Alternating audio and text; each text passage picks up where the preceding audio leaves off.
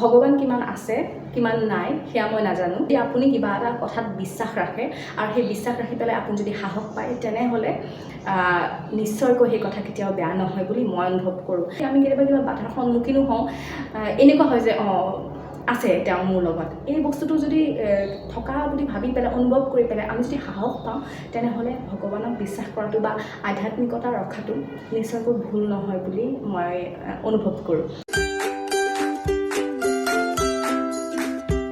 নমস্কাৰ দৰ্শকসকল, এক্সপ্ল'ৰ চেনেললৈ আপোনাক সকলোকে স্বাগতম জনাইছোঁ আৰু পোনপ্ৰথমেই আপোনালোকক শুভেচ্ছা এটা জ্ঞাপন কৰিব বিচাৰিছোঁ।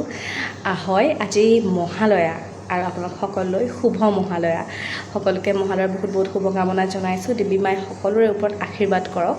যিহেতু এইমাত্ৰ উঠিছোঁহে, কাম বহুত আছে আৰু দেখিছে তেল লগাই টেপ টেপ কৰি থৈছোঁ। একচুৱেলি তেল কিবা অইলিং বা তেনেকুৱা কাৰণে লগোৱা নাছিলোঁ, ধেৰ কাম থাকি গৈছে। মানে কি হ'ল, ৰাতি ইমানেই বেছি মোৰ উইকনেছ হৈ গ'ল, যাৰ কাৰণে মানে মোৰ একদম মাথা ঘূৰাব ধৰিলে। মানে তেল চেল এনেকৈ লগাই কোনোমতে শুইছোঁ, কাম চামবোৰ কৰিবলৈ নহ'ল, বাচন চাচন তেনেকৈ আছে। এতিয়া সেইবোৰ প্ৰথমে কৰোঁ, তাৰপাছত মই মোৰ আগৰ ব্লগটোত দেখুৱাইছিলোঁ আপোনালোকক মই এখন অকণমানি মৰম লগা থাপনা কিনিছিলোঁ। তো সেই থাপনাখন, ভগৱানৰ আসনখন মই কেনেকৈ লগাওঁ সেইবোৰ আপোনালোকৰ সৈতে শ্বেয়াৰ কৰিম। আৰু যিহেতু আজি একেবাৰে এটা পবিত্ৰ দিন, শুভ দিন, সেইকাৰণে ভাবিলোঁ আজিয়েই থাপনাখন মই আজিয়ে ভগৱানক স্থাপনা কৰোঁ। তো আপোনালোকে চাই যাওক, ষ্টে টিউন।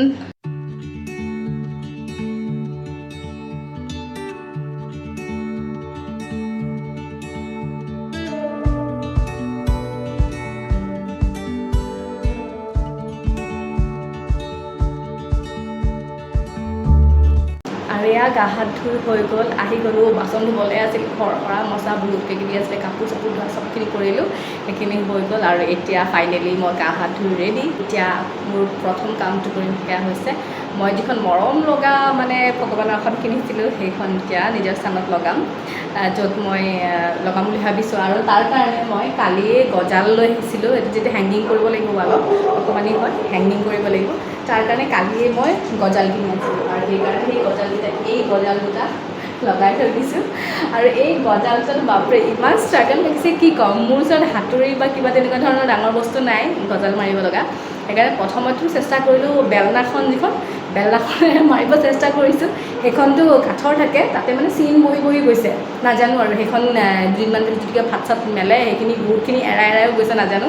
তো তাৰপাছত আইডিয়া আহিল যে এই হেৰি যে এলুমিনিয়ামৰ খুন্দনাবিলাক থাকে যে, সেই খুন্দনাৰ সেই মাৰিডাল দি সেইডাল দি মই কৰিছোঁ। তাৰপিছত গৈ পেলাই কোনোমতে ৰৈছে, সেইডালি ধুনীয়াকৈ পানীৰে চফা চিকুণকৈ ধুই মেলি মুচি কাচি ভালকৈ চফা কৰি থৈ দিছোঁ। আৰু এইখন ধুনীয়াকৈ এনেকৈ ছেট কৰি থৈ দিছোঁ এতিয়া। আৰু এইখন এতিয়া লগাম ফাইনেলি।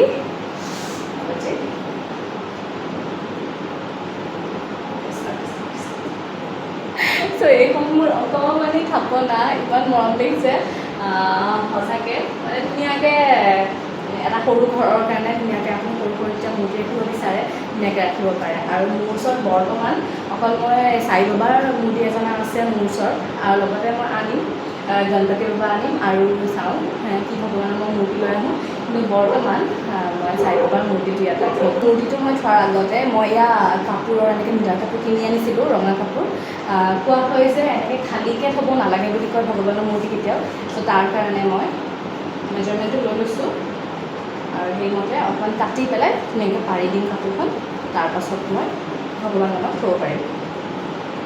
মই অকণমান পানীৰে তিয়াই তেনেকৈ লৈছোঁ, কাৰণ যিমান দিন মই বজাৰৰ পৰা কিনা কিবা এটা মনটো ভাল নালাগে। যদিও মই পূজাৰ সামগ্ৰীৰ পৰা সেই দোকানৰ পৰাই কিনিছিলোঁ, যিবোৰ মন্দিৰ বা পূজাৰ কাৰণে তেনেকৈ বস্তু পোৱা যায়, তথাপিতো কিবা দেখোন মনটো ভাল নালাগে। সেইকাৰণে অকণমান সামান্য পানীৰে এনেকৈ তিয়াই পেলাই মই ধুই লৈছোঁ।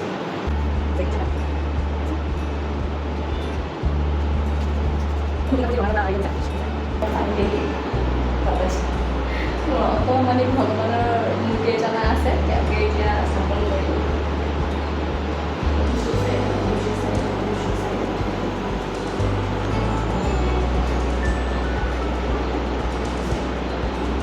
এইটো কাৰ্টুন বক্স হয় আচলতে। তাৰ ওপৰত এনেকৈ এইখন প্লাষ্টিক দি পেলাই এনেকৈ চাকি গছ জ্বলাইছিলোঁ ভগৱানৰ ওচৰত। যিহেতু আগতে বক্সটো ইয়াতে আছিলে, তো তাৰ কাৰণে মই গোটেইখিনি ইয়াৰ পৰা ল'ব লগা হৈছে। আৰু এতিয়া মই চাকি গছ আচলতে সজাই লৈছোঁ, চাকি গছ জীয়াই দিওঁ।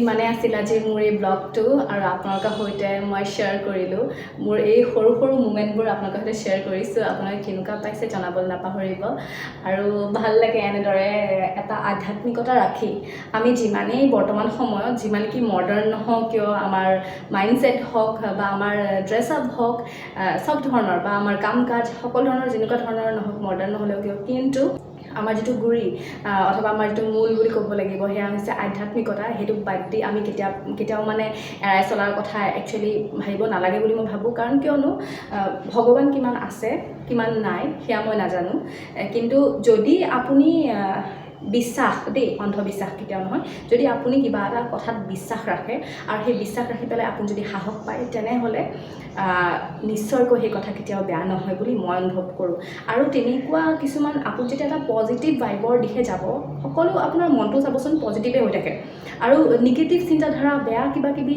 কেতিয়াও নাহে আৰু কোনোবা ক্ষেত্ৰত যদি আমি কেতিয়াবা কিবা বাধাৰ সন্মুখীনো হওঁ এনেকুৱা হয় যে আছে তেওঁ মোৰ লগত এই বস্তুটো যদি থকা বুলি ভাবি পেলাই অনুভৱ কৰি পেলাই আমি যদি সাহস পাওঁ তেনেহ'লে ভগৱানক বিশ্বাস কৰাটো বা আধ্যাত্মিকতা ৰখাটো নিশ্চয়কৈ ভুল নহয় বুলি মই অনুভৱ কৰোঁ মোৰ মতামত আপোনালোকৰো মতামত কেনেকুৱা মোক জনাবলৈ নাপাহৰিব আৰু মোৰ চেনেলটো ছাপোৰ্ট কৰিব সৰু সুৰা এনেকুৱা কিছুমান মোমেণ্ট মই আপোনালোকৰ সৈতে শ্বেয়াৰ কৰি গৈছোঁ আগৰ ভিডিঅ'বোৰ সেইবোৰো চাব আৰু এতিয়ালৈকে যদি চেনেলটো ছাবস্ক্ৰাইব কৰা নাই তেনেহ'লে ছাবস্ক্ৰাইব এটা কৰি দিব আৰু আজিলৈ ব্লগটোত ইমানেই সকলোকে পুনৰবাৰ শুভ মহালয়াৰ বহুত বহুত শুভেচ্ছা জনাইছোঁ দেৱী মায়ে আপোনাক সকলোৰে ওপৰত আশীৰ্বাদ ৰাখক ইমানেই কৈ আজিলৈ মোৰ এই ব্লগটো শেষ কৰিছোঁ আৰু পুনৰ নতুন এটা ব্লগ লৈ আহিম আৰু যিহেতু কাইলৈ অৰ্থাৎ নৱৰাত্ৰিৰ প্ৰথমটো দিন আৰু যিহেতু নৱৰাত্ৰিৰ ব্ৰত মোৰ কালিৰ পৰা আৰম্ভ হ'ব তো মইনো কেনেকৈ কৰোঁ সেইবোৰৰ কাৰণেও আপোনালোকলৈ এটা নতুন ভিডিঅ' লৈ আহিম আজিলৈ